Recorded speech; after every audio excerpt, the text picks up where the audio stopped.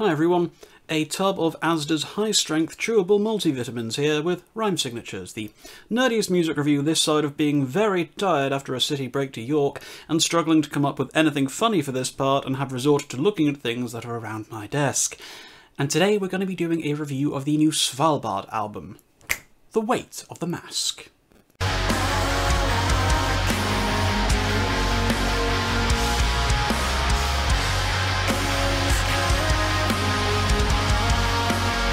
Music that carries an emotional weight or resonance is often the kind of music I enjoy the most.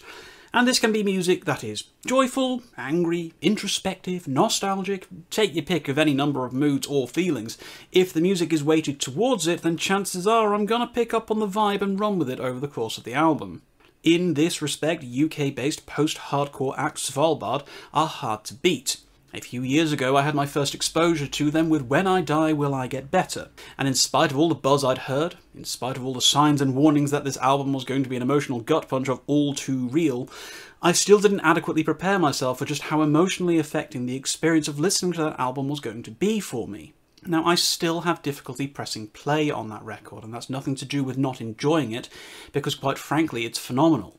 But my hesitation comes from just how relatable the themes and ideas in the lyricism are to me. It hits awfully close to home, and as such I find that I have to be in the right headspace for it, otherwise it's all rather overwhelming and difficult to process.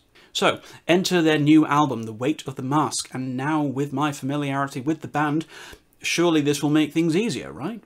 Now that I know what to expect, I know the band's tricks of the trade, I'll be able to steel myself against any musically induced mental breakdowns, right? Oh, rhyme signatures, you sweet summer child, you have no idea. The album's title and its meaning becomes abundantly clear once you get a feel for the themes and lyricism of the record. As people, we wear masks to hide our truest selves. It's necessary in order to cope. The raw and exposed nerves of our inner feelings laid bare for all to see can cause more pain to us than is worth thinking about. So the only alternative is to wear a mask. Cover up what lies beneath and carry on through our daily struggles pretending to be someone that we're actually not. But the mask is heavy. It wears you down. It becomes a burden to carry on wearing it all day. Even allowing ourselves a brief moment to take it off in private to allow the cool, crisp air to hit us and breathe freely can cause emotional difficulty, as we know that ultimately the weight of the mask must eventually go back on. Svalbard have taken this concept, running with their own experiences and feelings with mental health, and translated it into one of the rawest, most uncompromising expressions of what lies behind the curtain that I have ever heard from any band ever. The honesty and passion behind the music here, which in itself is raw, ragged and completely unfiltered, is quite the thing to behold. Taken at face value, it may be easy for the casual listener to dismiss this as an angry-sounding shouting session with little to no emotional impact or weight. But it's when you take a moment to unravel the chaos and unpack the lyrical content that the weight of the mask starts to show its true colours. There's a blunt directness to Serena Cherry's lyrics, having been quoted as saying, "I think there's something really, really powerful in being completely honest and open and down to earth about depression and the reality of depression, rather than dressing it up in a period manner." And I firmly believe that Cherry has hit the nail on the head with that. There's a very particular energy about the lyricism when combined with the music that fuses elements of metal, hardcore and black gaze into a package that feels exclusive to the band, but right at home for people looking for something that creates a feeling of familiarity to bands like Death Heaven, Trophy Scars and Rollo Tomasi amongst others. So, for those who have never partaken of the band, just who are Svalbard? Hailing from Bristol in the UK, we have Serena Cherry on lead guitar and co-lead vocals, Liam Fellon on rhythm guitar, violin and co-lead vocals, Matt Francis on bass and Mark Lilly on drums, and The Weight of the Mask is their fourth full-length studio album. As I've mentioned earlier, the band are loosely best described as post-hardcore, but they have some roots in metalcore, punk, shoegaze and black metal, and their current sound is best described as a sort of a fusion of all of the above, coming across as a kind of more melodic post-metal infused version of the extreme metal band Rollo Tomasi, as they share a similar vibe with the trading off between acidic harsh vocals and angelic cleans that made the band such a treat to listen to. The Weight of the Mask is a well-balanced album, clocking in at just over 44 minutes across 9 tracks, with not a filler song to be found, which helps to allow each offering to feel as weighty and impactful as the last. Opening track, Faking It, wastes no time whatsoever, plunging the listener directly into the kind of wide, sweeping, black metal-inspired riffing that comes to define the sound of the album. Throaty, anguished vocals cut across the top of the soaring instrumentation, and the pain that can be felt in every single line is palpable. This is not an album to listen to if you want to feel cheerful. Inside, it feels like I'm dying. It's weird to know I wasn't happy. That's just how I made it seem, an illusion of positivity. This brings us back to the point that Serena Cherry made about the directness of the lyricism.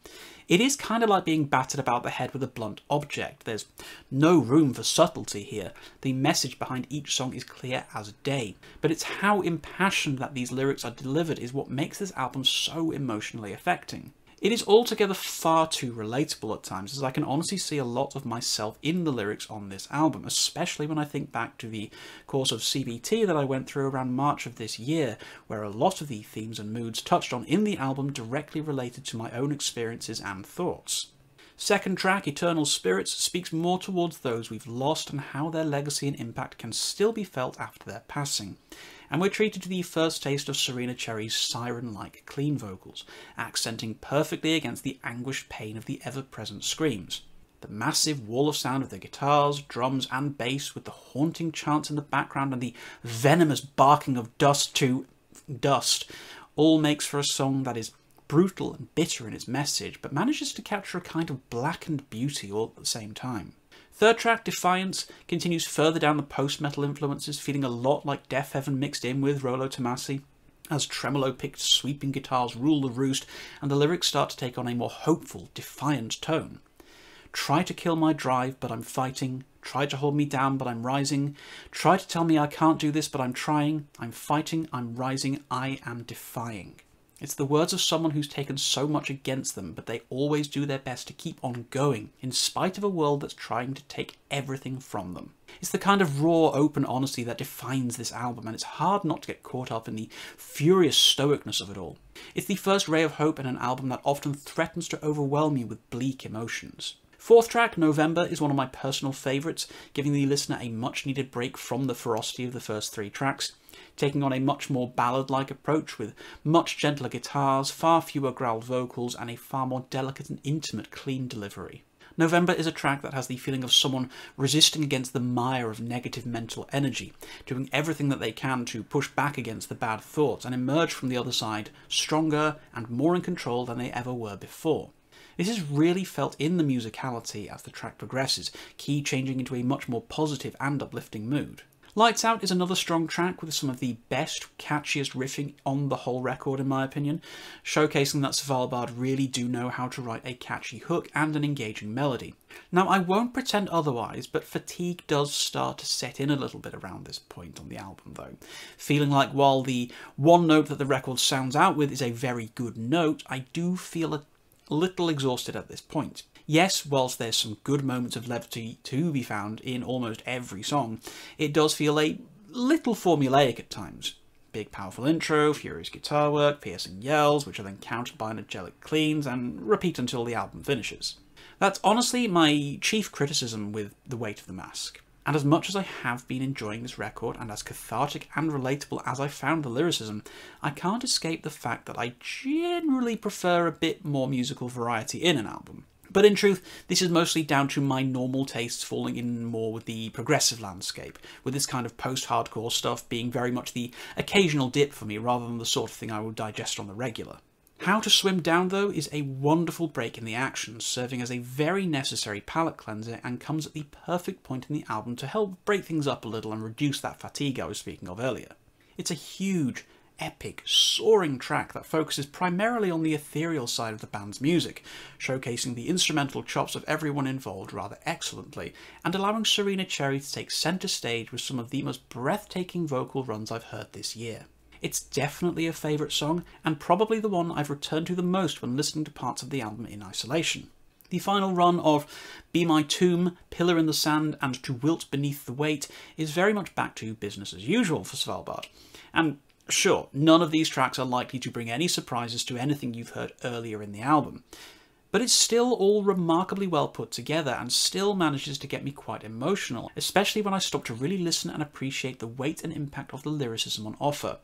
Yes, it's all quite blunt, but it's a bluntness I can appreciate. In a world where so many people are afraid to say what's really on their mind, Svalbard's approach to tackling these difficult, complex mental issues is so direct and refreshing, but at the same time it can have the equivalent emotional impact of being dropped into a bathtub full of ice water.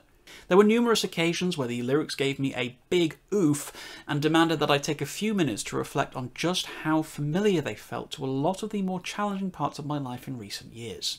So, what else can I say about Svalbard's The Weight of the Mask?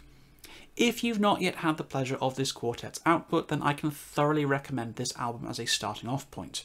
For me, I still feel that their previous album, When I Die Will I Get Better, is the superior album, but the directness, immediacy and deeply personal nature of the lyrics to The Weight of the Mask might make this a more engaging and affecting album for the first-time listener. There's not a great deal of sonic variety across the album, the band mostly relying on the same few musical tricks of the trade to carry things, but they are at least very good tricks, and all extremely appropriate to the kind of message the band are trying to convey. This is a record that feels like it could only be told in this manner. It's dripping with the emotional weight of its themes and lyricism, and has the raw openness that this kind of loud and impactful post-hardcore typically delivers. The Weight of the Mask isn't winning any originality contests. It firmly sticks to the paths that the band is familiar with, but these are well-worn paths, and if you like this kind of music, it's hard to think of any other band who's done a better and more affecting job of this in 2023 than Svalbard have done here.